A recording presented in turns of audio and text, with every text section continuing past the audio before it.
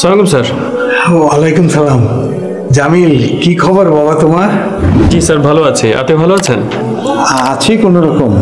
আচ্ছা বাবা, আমি তো তোমাকে বলেছিলাম আমার ছেলের ব্যাপারে একটু দেখতে। জি স্যার। আচ্ছা, ওটার কি কিছু হলো? স্যার, আপনি কোনো টেনশন করবেন না, বরং এক কাজ করুন, কালকে একটু রাশেদকে আমরা অফিসে পাঠিয়ে দিন, আমি ওকে সবকিছু বলে দিচ্ছি। জি আচ্ছা, আমি কালকে সকালেই ওকে তোমার অফিসে পাঠিয়ে দেবো। স্যারকে বলতে পারছিলাম না, তাই তোমাকে ডেকে পাঠালাম। জি স্যার আমাকে একটা কাজ করতে বললো, কিন্তু করতে পারলাম না। স্যারকে বলো যেন মনে কষ্ট না পায়, আর আমি তোমার জন্য অবশ্যই আবার ট্রাই করবো। আর তোমার তো রেজাল্ট ভালো, চাকরি একটা হয়েই যাবে। জি আমি আমি আমি তাহলে আজ আসি, আমার টিউশনই আছে।